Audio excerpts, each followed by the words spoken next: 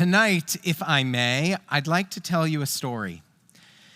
In the summer of 2005, I was a recent high school graduate, spending my last summer in Los Angeles before starting college at Emerson. I thought surely Boston would be a quick 4-year detour before returning to California for good. Needless to say, 20 years later, I've spent more of my life here in the Northeast than I ever did in LA, and somehow along the way, I've become a proud New Englander. This summer marks 20 years not just since moving back east, but since coming out. In 2005, I found the courage to live truthfully, openly, and without shame. And to mark that moment, I did something big. I went to my first Pride parade. At 18, I had no idea what to expect. I didn't know how to act or dress or fit in. But with a close friend by my side, I showed up as myself. And what I saw were thousands and thousands of others doing the same. None of us was alone. Before social media, this was how we saw each other. This was where we were seen. In more recent years, I haven't always felt the same pull towards Pride. It's usually on Shabbat. It's loud and crowded. And honestly, at a place like Temple Israel, every day feels like Pride. So I've often opted out. But this year felt different. The voices are louder. The ones that say trans people shouldn't get health care, that drag queens are a threat, that kids shouldn't learn about people like me, that books about LGBT families shouldn't be on library shelves, that our marriages and our safety and our dignity are up for debate. And those voices have power, and they're not just online, and sometimes they're accompanied by very real violence. In this moment, it can be hard to feel like the arc of the moral universe is bending toward justice, no matter how long. So this year, I didn't just attend the parade, I marched.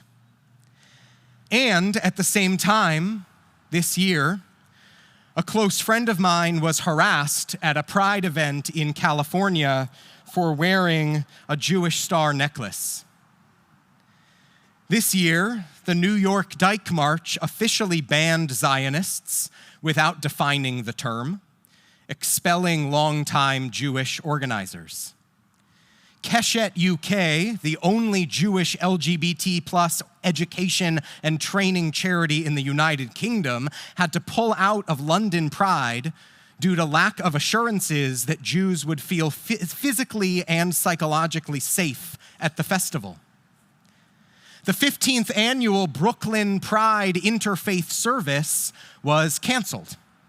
The Reform rabbi set to host it said that her congregation's connection to Israel, which she described as deep, complex, and largely not supportive of the current government, was one of the reasons it was no longer welcome.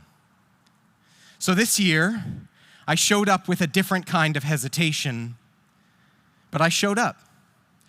I marched with Keshet and Boston's Jewish community. I wore a large Jewish star necklace, and I carried a sign with a Jewish star over a rainbow background, which is actually a flag that has been banned at multiple other Pride celebrations. I braced for a curse. I expected slurs, or worse. It's happened to others, why not me? But what I saw instead were crowds in the rain, lining the streets. And as we marched, I heard so many people shout right at us, "We love you. We support you." For a mile and a half, I heard nothing but love showered on us. I saw many of you along that route. I hugged many of you along that route. And most impactfully, I saw myself at 18 along that route. I saw myself in the queer youth attending their first pride parade, maybe even admiring the confident, self-assured LGBT adults proudly marching. I've become one of those adults that my teenage self needed to see.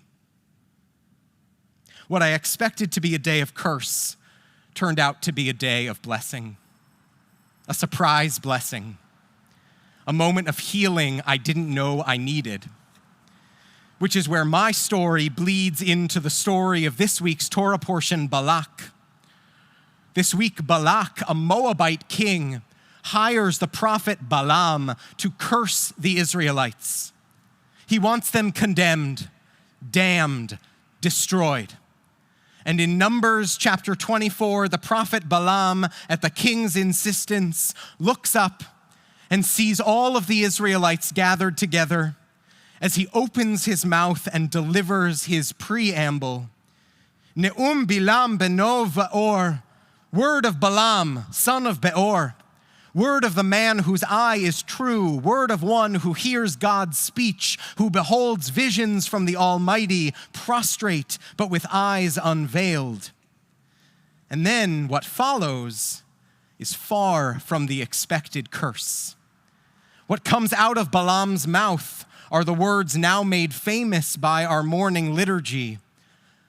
Ma tovu ohalecha Yaakov. Look how good your tents are, Jacob. How gorgeous is this? How beautiful and good and blessed is this group of Jews? Now, in the context of this biblical story, this is far from the first time that Balaam has offered a blessing when the king has asked him to offer a curse. So arguably, the king really should have seen this coming. But when we have curse on the mind, it's sometimes impossible to even imagine blessing. Curses can blind us to the good right in front of our eyes. Balak expected a curse and was livid when met with Balaam's blessing. I expected a curse and was instead overcome with a sense of gratitude for an unexpected blessing. The curses in this world are very real. Anti-Semitism is alive and well, and I don't need to tell any of you that, as are homophobia and transphobia.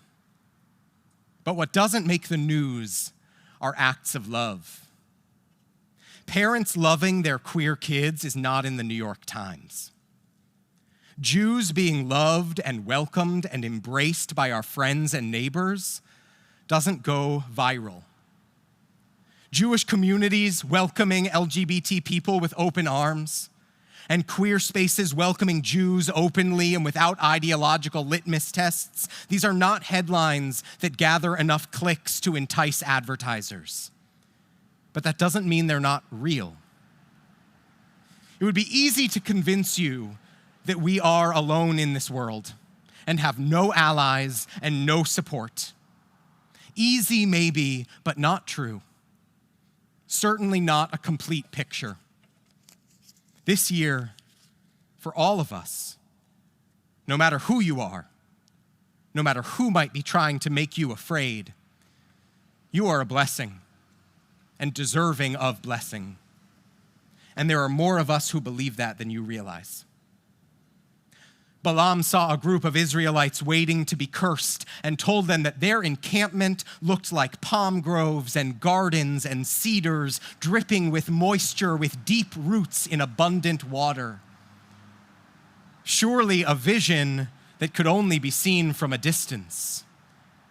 Surely an image that the Israelites could not have even had of themselves. This week, may you find blessings where you least expect them. May the blessings you experience surprise and delight you. When you feel a curse coming up in your own throat, may you find the sacred inner voice to help you transform it into a blessing.